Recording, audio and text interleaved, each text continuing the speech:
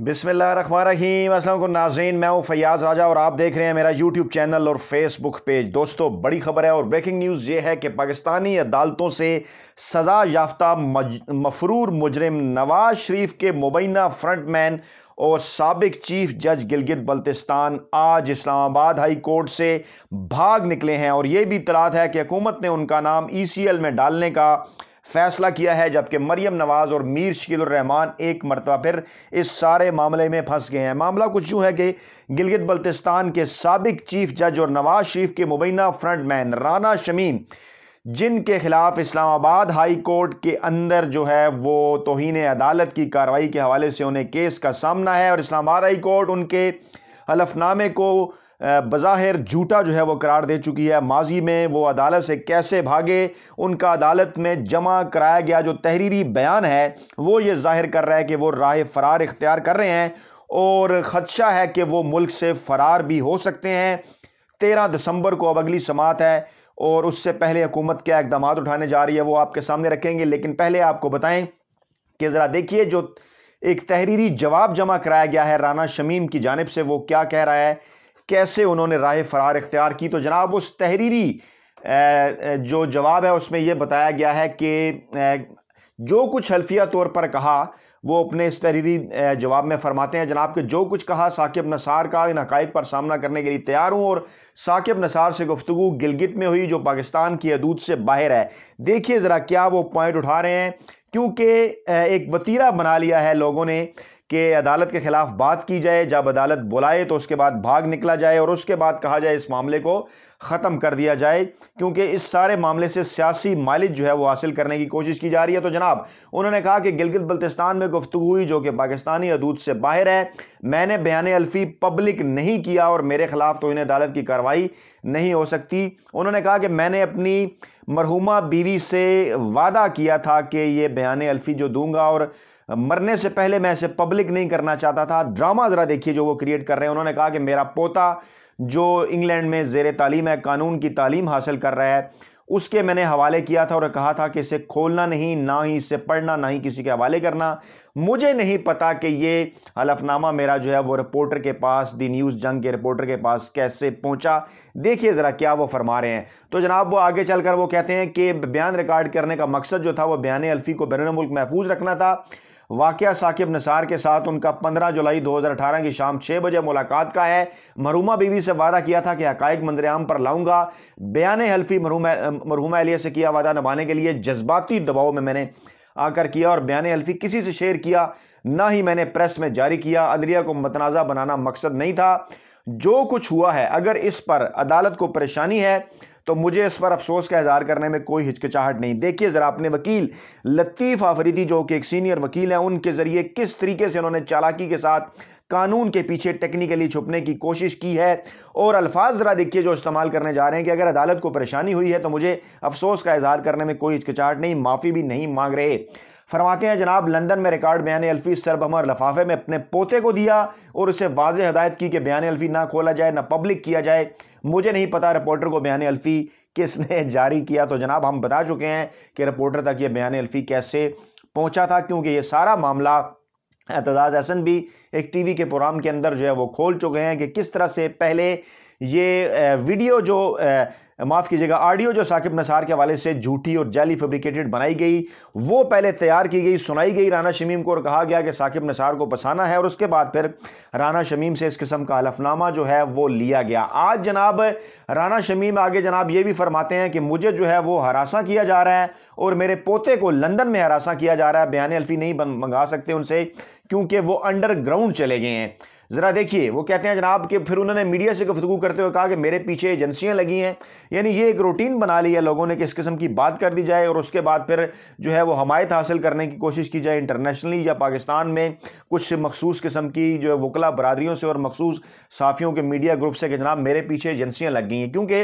वो बात नहीं हम करना चाहते, राय फरार इख्तियार कर रहे हैं, भागना चाहते हैं। उन्होंने कहा अभी तक मुझे किसी ने धमकियाँ नहीं दी लेकिन मुझे हरासा किया जा रहा है, सिर्फ पीछा करते हैं। صحافی نے ان سے پوچھا کہ آپ کی سیکیورٹی بھی تو ہو سکتی ہے جو پیچھا کر رہے ہیں، تو کہنے لگے کہ پتہ نہیں، ان سے پوچھے جو میرے پیچھے آتے ہیں۔ پھر انہوں نے کہا، ان کے وکیل نے کہا کہ لوگ رانا، جو ان کے وکیل ہیں عبداللطیف آفریدی، انہوں نے کہا جناب لوگ رانا شمیم کا پیچھا کر رہے ہیں، انہیں ہراساں کیا جا رہا ہے، اور برطانیہ میں ان کے پوتے کو بھی ہراساں کیا جا رہا ہے، حد ہے ویسے۔ اور پھر کہا جناب کہ وکیل رانا شمیم نے یہ بھی جواب دیا کہ ثاقب نثار سے متعلق آڈیو ویڈیوز کا مجھے علم نہیں،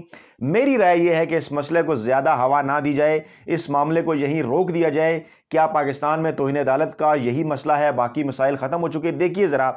کس قسم سے، کس چالاکی کے ساتھ وہ اس پہلے سارے معاملے کو انہوں نے پولیٹیسائز کیا، اور اس کے بعد پھر اس سے پولیٹیکل مائلیج حاصل کرنے کی کوشش کی، میڈیا کو ریلیز کیا، اور کیونکہ سیاسی فائدہ وہ حاصل کرنا چاہتے ہیں، اگر انہیں کسی قسم کا کوئی قانونی فائدہ ہو سکتا ہے تو بالکل وہ اس بیان الفی کو لے کر آئیں، اور مریم نواز اور میر شکیل الرحمان جو ہے وہ اس سے جو فائدہ حاصل کریں، اور نواز شریف کو جو ہے وہ اس کیس سے جو ہے وہ بری کروانے کے لیے اس کو استعمال کریں۔ لیکن کیونکہ اس کی کسی قسم کی کوئی قانونی حیثیت ہے نہیں، صرف اور صرف سیاسی فائدہ حاصل کرنا چاہتے تھے، اس لیے اس قسم کے بیانات جو ہے وہ دیتے ہیں اور اس کے بعد پھر بھاگ نکلتے ہیں۔ لیکن مریم نواز اور میر شکیل الرحمان ایک مرتبہ پھر پھنس گئے ہیں، کیونکہ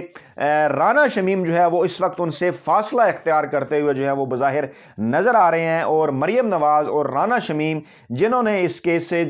مریم نواز اور میر شکیل الرحمان جنہوں نے اس کیس سے سیاسی اور صحافتی فائدہ حاصل کرنے کی کوشش کی تھی، وہ ایک مرتبہ پھر جو ہے وہ پھنستے ہوئے نظر آ رہے ہیں۔ اس کے ساتھ ساتھ عدالتی کارروائی جناب اس طرح سے ہوئی کہ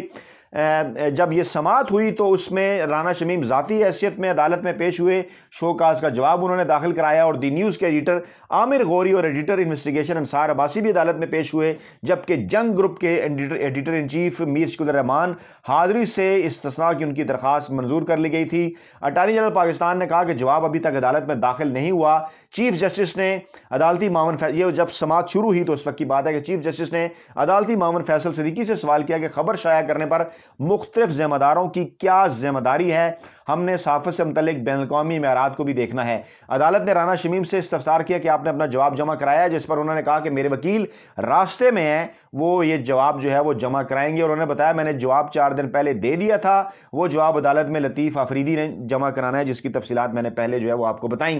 دوران سماعت جسٹس اطہر من اللہ نے یہ بھی کہا کہ ججز پریس کانفرنس نہیں کر سکتے، میں دعوے اور اعتماد سے کہہ سکتا ہوں اس عدالت کے ججز کو کوئی اپروچ نہیں کر سکتا، میرے کسی جج نے کسی کے لیے دروازہ نہیں کھولا، اگر انہوں نے کہیں پر اوریجنل ڈاکومنٹ جمع نہیں کرایا تو وہ عدالت میں پیش کریں، اس کی اجازت نہیں دی جا سکتی کہ عدالت پر عوام کا اعتماد جو ہے وہ ختم کیا جائے، کوئی آزاد جج یہ عذر پیش نہیں کر سکتا کہ اس پر کسی قسم کا کوئی دباؤ تھا، اور اس بیانیے کے ذریعے ہائی کورٹ پر دباؤ ڈالا گیا، اخبار نے خبر شائع کر دی، جج کو فون کر کے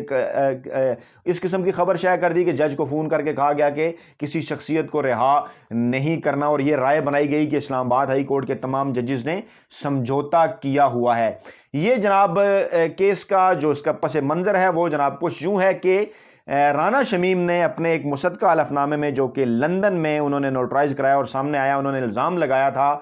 کہ چیف جسٹس ثاقب نثار نے ہائی کورٹ اسلام آباد کے جج کو یہ حکم دیا تھا کہ 2018 کے عام انتخابات سے قبل نواز شریف اور مریم نواز کو ضمانت پر رہا نہ کیا جائے، لیکن اب وہ اس سارے معاملے سے جو ہے وہ بھاگتے ہوئے نظر آ رہے ہیں۔ اس کے ساتھ ساتھ جناب اسلام آباد ہائی کورٹ کی جانب سے یہ بھی کہا گیا ہے کہ اگر اب جو ہے وہ پیر تک اصل بیان الفی نہ پیش کیا گیا تو فرد جرم عائد کی جائے گی، جس بیان الفی کے متعلق وکیل لطیف آفریدی کا اور رانا شمیم کا یہ کہنا ہے کہ وہ لندن میں ان کے پوتے کے پاس محفوظ ہے اور ان کا پوتا انڈر گراؤنڈ چلا گیا ہے، بہانے بنا رہے ہیں۔ اس حوالے سے اسلام آباد ہائی کورٹ نے بڑا حکم جاری کیا اور انہوں نے کہا کہ پیر تک اگر نہ پیش کیا گیا تو فرد جرم جو ہے وہ عائد کر دی جائے گی۔ اس کے ساتھ پیر کیونکہ 13 دسمبر کی تاریخ جو ہے وہ بنتی ہے، اور اس کے ساتھ ساتھ اب یہ بھی اطلاعات آ رہی ہے کہ ایڈوکیٹ جنرل اسلام آباد کی جانب سے چیف الیکشن کمشنر کو ایک مراسلہ بھجوا دیا گیا ہے کہ 13 دسمبر کو کیس کی سماعت ہے۔ رانا شمیم کیونکہ عدالت سے تو بھاگ نکلے ہیں اپنے اس تحریری بیان کی وجہ سے، جو ان کا تحریری بیان بتا رہا ہے، اب وہ یہ بھی خدشہ ہے کہ ملک سے بھی فرار ہو سکتے ہیں، اس لیے ان کا نام جو ہے وہ ECL میں ڈالنے کی کارروائی کی درخواست کرتے ہیں۔ یہ ایڈوکیٹ جنرل نے چیف الیکشن کمیشنر کو مراسلہ لکھا ہے، اور اس طرح سے حکومت نے اس بات کا فیصلہ کر لیا ہے کہ رانا شمیم کا نام کیونکہ وہ ملک سے فرار ہو سکتے ہیں ECL میں ڈالا جائے گا۔ تو جناب یہ ہے تمام تر معاملہ، آج کی تازہ ترین اپڈیٹس۔ اپنا بہت خیال رکھیے گا، دعاؤں میں یاد رکھیے گا، نئی ویڈیو کے ساتھ جلد آپ کی خدمت میں حاضر ہوں گے۔ اللہ نگہبان۔